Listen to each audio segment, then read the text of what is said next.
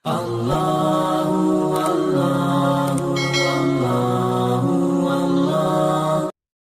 itu menyebar di masa Nabi, masa sahabat, sampai kemudian para ulama-ulama soleh datang ke Nusantara dan menyebarkan nilai-nilai kebaikan itu. Singkat cerita, kisahnya dimulai pada saat ada pertemuan di Ampel Denta di wilayah Surabaya, yang pada saat itu dipimpin kemudian oleh Sunan Giri masanya.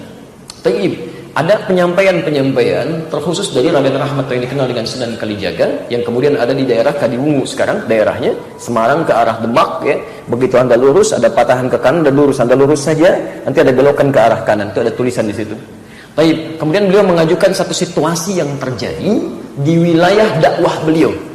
Wilayah dakwah beliau menyampaikan bahwa masyarakat di sini punya kebiasaan. Kalau ada yang meninggal dunia, maaf ya, yang terjadi pesta-pesta. Ada yang makan, ada yang minum, ada yang mabuk-mabuk dan sebagainya. Maka dia lakukan selama 7 hari. Setelah itu kumpul lagi, ada 40 hari dan seterusnya. Itu masyarakat sekitarannya mengajukan kepada pertemuan pada saat itu di Dewan Wali, bagaimana caranya supaya ini bisa berubah. Maka beliau mengajukan, ya, salah satu caranya kata beliau, saya akan merubah isinya. Karena merubah itu sekaligus tidak mungkin dilakukan. Jadi kalau dilarang sekaligus, maka Islam akan ditinggalkan, dakwah sulit masuk. Beliau survei dulu tuh, ya. Maka di situ kemudian tidak disetujui. Kata Sunan Giri, jangan lakukan, ya, jangan lakukan. Khawatir kemudian itu dianggap sebagai bagian dari agama. Maksud Sunan Kalijaga itu tetap berlangsung 7 hari itu, 40 hari itu, tapi isinya dirubah dengan kalimat-kalimat tahlil. Ya Allahu Akbar, la ilaha illallah, kalimat-kalimat tahmid. Dipopulerkan istilah dengan tahlilan untuk membedakan dengan tahlil yang pertama. Tahlilan diisi dengan kalimat la ilaha illallah. Cuman waktunya tidak dirubah. Mereka kumpul, isi daripada mabok baca kalimat ini, sampaikan kebaikan-kebaikan dan sebagainya. Itu ternyata kemudian tidak disetujui awalnya, tapi kemudian dimunculkan dalih di situ. Kalau kita tidak lakukan dengan ini, maka kemudian mereka akan sulit menerima Islam. Apa dalilnya? Dikiaskan kemudian pada peristiwa pelarangan khamar, miras santika di zaman Nabi.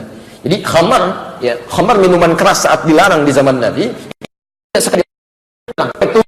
Itu 4 ayat dari An-Nahl, kemudian Al-Baqarah 219, posisi paling kiri sebelah bawah, menerangkan bahwa asalnya orang-orang jahiliyah sering memeras pohon-pohon kurma dan anggur, dijadikan sebagai alat untuk mabuk.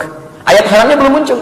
Setelah itu muncul lagi yang kedua, ya, dijelaskan bahwa mabuk-mabukan itu, minum khamar itu terasa manfaatnya ada sedikit, tapi banyak sekali hal yang mengandung dosa di situ. Manfaatnya bagi yang mabuk aja kerasa rasanya enak, tapi sebaliknya kata Quran, banyak dosa yang bisa muncul dari peristiwa itu. Ithmuhuma kabirun, ya. Baik.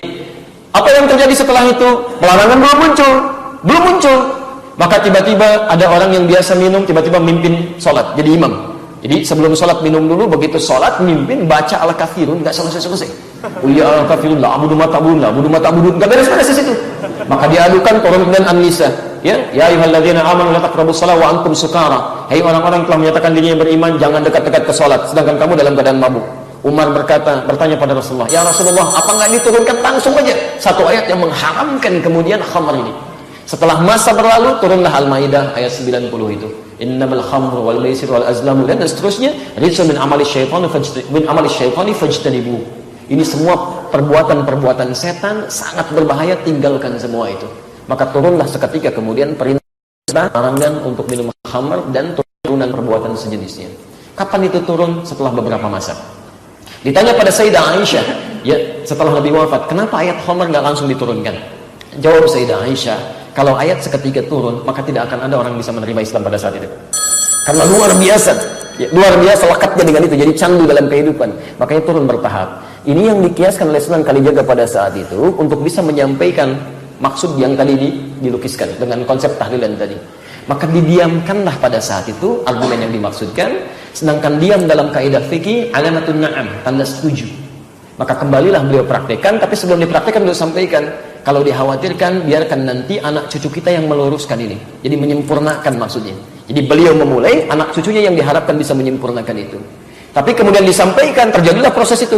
Ketika disampaikan itulah kemudian beliau berijtihad, ya, sebelum sempat disempurnakan datanglah penjajah. Ada yang masuk lewat Selat Malaka Portugis tahun 1511, ada VOC Yusul dan sebagainya. Terputuslah dakwah karena kesibukan melawan penjajah pada saat itu. Jadi terbiasalah kemudian menjadi tradisi sampai dengan kekinian.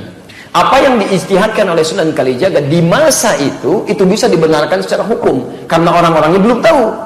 Tapi bagi orang-orang yang telah tahu hukumnya dengan takziah, maka tidak ada alasan untuk tidak mempraktekkan takziah. Takziah yang diinginkan itu yang didiamkan. Jelas di sini? Karena praktek ini dikhususkan dulu bagi hukum tertentu yang belum tahu hukumnya. Jadi kalau orang yang sudah tahu hukumnya, cukup kerjakan takziah saja, tidak perlu mengerjakan yang tadi. Karena itu hukum darurat dalam keadaan tertentu. Jelas? Seperti antum dalam keadaan wudhu misalnya, menemukan air, airnya ada. Kemudian pada kondisi tertentu air tidak ada, maka apa yang dilakukan? Tayamum. Pakai apa? Debu, bukan debu yang bersih. Debu sa'idan thayyibah. Sudah tayamum dan sebagainya, sudah sholat, antum jalan lagi, air ketemu misalnya dalam waktu sholat selanjutnya, apakah masih berlaku tayamum? Tidak. Kenapa? Baik, karena tayamum situasinya darurat, setelah airnya ada, tayamum ditinggalkan, wudunya yang digunakan. Jelas di sini? Diskusi bareng di masjid namanya Abdul Rauf As-Singkili. Diskusi di situ, menemukan nasabnya. Setelah tahu, kita jalan lagi, berangkat lagi ke Pantura, bahkan dari selatan ke Jogja ke Pantura, sampai saya baru landing sebetulnya. Dari Lasem, dari Semarang ke Lampung, langsung ke sini, langsung live dengan teman-teman di sini. Dan kita telusuri, naik sampai ke Pasujudan Sunan Bonang, kita hitung tangganya sampai berapa, sampai ke atas. Penjaganya namanya Pak Abdul Wahid. Banyak orang keliru sampai di atas dan di bawahnya. Itu kita temukan sampai situ. Ya kita gali sampai kita ketemu ya beberapa sumbernya. Baik. Dan Allahu a'lam bissawab.